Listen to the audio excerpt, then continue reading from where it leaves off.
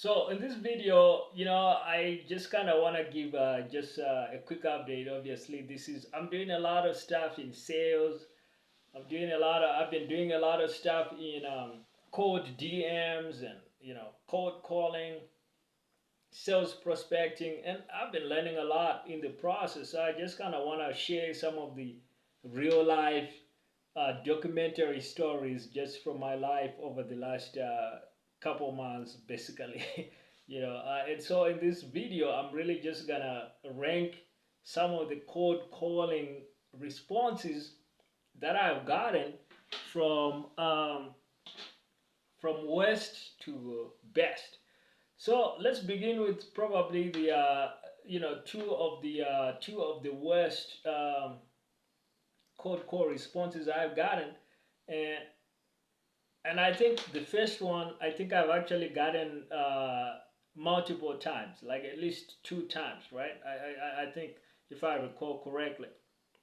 But that response was basically like, no, we don't need this. Please take us off your list or something like that. And it might have been with a please, or potentially worse with no, please just and take us off your list.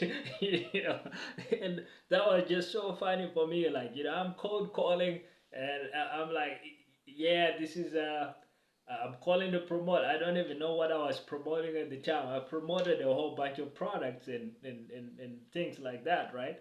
um, and you get that response, like, you it's almost like you're getting kicked out of the in door knocking, you might be getting kicked out of the yard, right? And in this case, take us off the list. um, and I guess it's not even the words, right? It's more so just how how somebody says the words that can turn that into a really bad cold call response. So that was bad. And another one pretty close to that was, I think this guy that I kind of called, I got no idea what kind of company it was now. Like, I forget whether it was like a tracking company or what kind of establishment was that. Anyhow, he was just kind of like, I think, like a little bit pissed off, and he was like, we don't really do the kind of thing around here. Or something like that. And and in a way, you could almost say like he was kind of trying to mock me.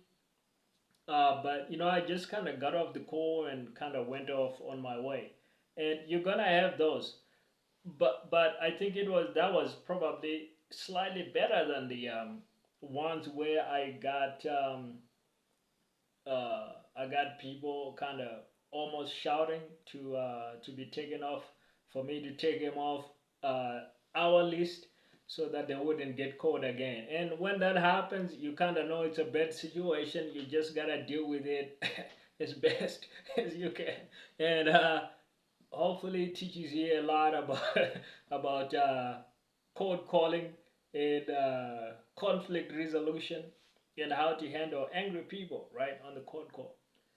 Now, in all honesty, these are not the absolute worst cold call responses that anybody could get. Like, I've listened to the stories of people cold calling or door knocking, and there have been guys that have literally shared, like some of the people I follow, and they're like, oh, we were getting guns pulled on us. Like the guys at the door knocking, somebody's coming out the house with a gun and potentially pointing ready to shoot, right?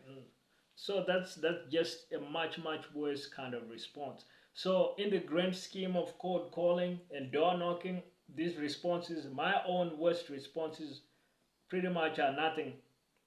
Now I hope or expect that over the years, as I keep on cold calling, hopefully I'm gonna get much worse responses in the bag, right? Because my worst responses so far, these are literally my worst, and they haven't been that bad.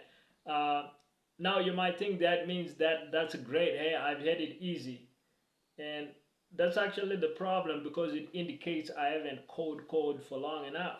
Like if I had cold called for say 5 years, I would have a lot worse stories, and I'd have a lot more money as well, because the more you cold call, eventually just the more money you're gonna make. So if you don't actually have the horror stories, you also don't have the big bucks. So hopefully I I can make it all the way into the into the top echelons of the league, where I got some real stories that would spin your head. um, so that's just a couple of the code core responses I've had, and some of the best ones. Now let's go up to kind of ranking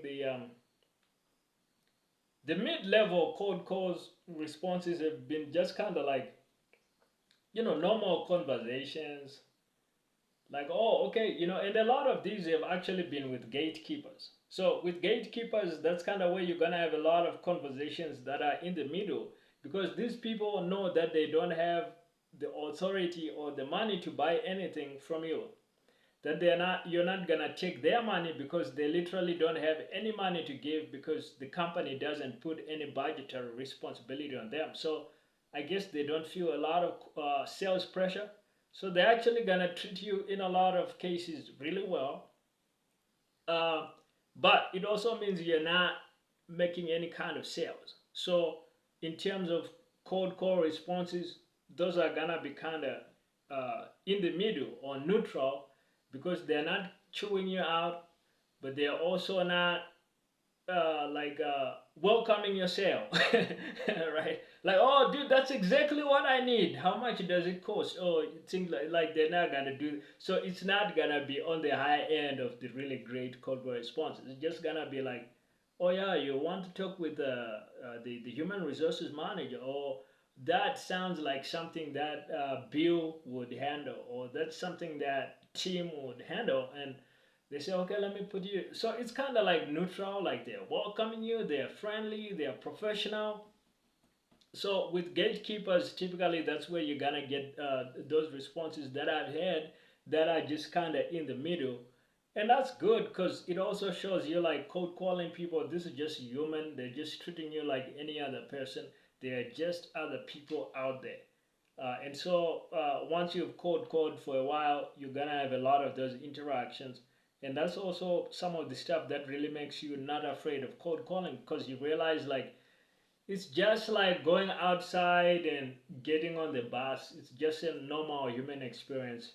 It's just that you have to make a little bit of effort. And it's actually safer than going on the bus, because if you go on the bus might get into an accident and slam into a wall or something. And when you're cold calling, that kind of stuff doesn't happen, right? um, so those are the kind of cold call responses that are in the middle. And then the very best cold calling responses I've had is where people are kind of super interested in something that I'm selling. Like when I've cold called, and maybe I got a lady at a cleaning company and who was kind of interested in uh, some of the services I was promoting and selling, like lead generation services for a cleaning company, and somebody's super interested, and maybe they started speaking to me in Spanish, but in a very friendly way. And man, I had to actually try to pull out some Spanish that I don't really practice Spanish, right?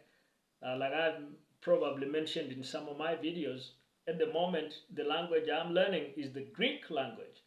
Um, but here somebody's talking to me in Spanish, and I have to scramble for some Spanish, because they're being really nice, but I'm trying to figure out how do I say that again, you know.